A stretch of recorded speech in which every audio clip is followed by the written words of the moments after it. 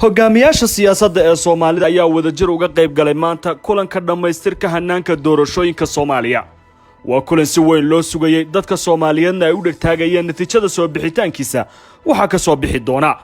inkastoo uusan wax badan ka duwanayn heshiiskii 17 Sebtembar iyo kii ka dambeeyay ee Baydhaba ee afgaradka ahaa kaana lagu dul shaqeeyay waxa muuqanaya hadda dadaal xoogan oo ku wajahan sidii meel mar looga dhigi lahaa hanaanka doorashooyinka. hadallo kala duwan oo kulanka dhamaadkiisa laga jeediyay waxay u muuqdeen mucaaradka iyo muxaafidku kuwa hadda garowsaday muhiimadda ay leedahay Soomaaliya inay doorasho ka dhacdo.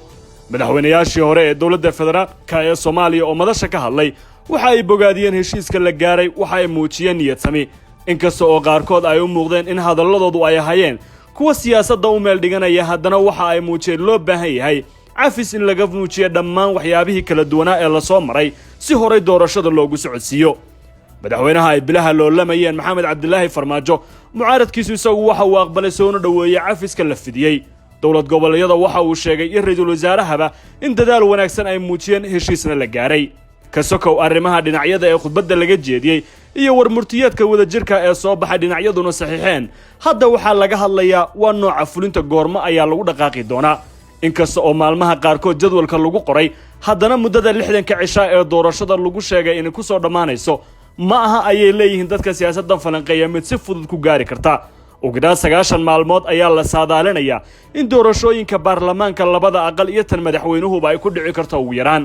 laakiin 30 cisho ee soo socda waxa la filayaa in senatarada ugu horeeya ee golaha aqalka sare ay ka soo baxaan dawlad goboleedyada hanaanka maamulidda gudiyada doorashooyinka fulinta qaababka doorashadu ay noqonayso ayaa ah maalmaha sida weyn loo tirin doono. 3 maalmood oo maanta ka bilaabanaysa ayaa jadwalku cadeynaya in dib u eegis loogu sameeyo gudiyada doorashooyinka. 3 maalmood xubnaha la saaro kuwa la soo bedelo waxa ay noqon doontaa barbilowga cusub ee hanaan doorashooyin oo dhammaan dhinacyada oo dhan ay kalsooni ku qabi karaan. wakiilada caalamigu hadda waxa saaran xujo kale oo siyaasadeed iyo mid dhaqaale oo ah in bixiyaan Malaayiin Dollar oo doorashada lagu maalgeliyo. ma sahlana COVID-19 awgeed si degdeg ah baaqaasi looga jawaabo. Malaayiin Dollar oo kooban oo hadda ku jirta khasnada Beesha Caalamka waxa la filayaa in barbilowga laga dhigo. laakiin deymo fara badan ayaa la rajaynayaa inay noqoto arrin saameyn ayana doorashada ku yeelan doonta. ra'iisul wasaare injineer Mohamed Rooble oo maanta madasha loogu cumaamaday nabadoonka siyaasadda ee xilligan kala guurka waxa uu ka caawa kala hoyday labin siyaasadeed.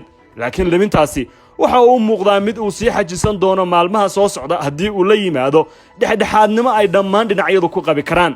kulankan soo afjaridiisu waxa ay meesha ka saartay iyo qabashadiisuba shuruudo tirabeel ah oo dawlad goboleedyada qaarkood ay wateen oo ay ka mid ahaayeen in taliyaasha ciidamada meesha laga saaro iyo waliba sidoo kale arrimaha amniga qaranka kuwa ku wajahna. maalmaha soo socda waxa la gali doonaa xiisad kale oo siyaasadeed oo aysan qabsiga xildhibaanada loolanka dadka kuraasta u tartamaya waxaana xubnaha qaarkood ay goor horeba bilaabeen inay dadaal xoogan galiyaan sidii ay ku heli lahaayeen ergooyinka beelahooda. waxaanu annaguna bilaabi doonaa falanqaynta ku wajahan kuraasta la isku qabsan doono hanaanka dhowr qodob oo ku saabsan hanaanka garab socodka hanaanka doorashooyinka oo iyana saameyntoodu aysan yarayn. waxa ka mid noqon doona dhowr qodob oo hadda kadib dib loogu dhaqaaqi doono oo dawlad goboleedyada awoodahooda ay ka mid yihiin.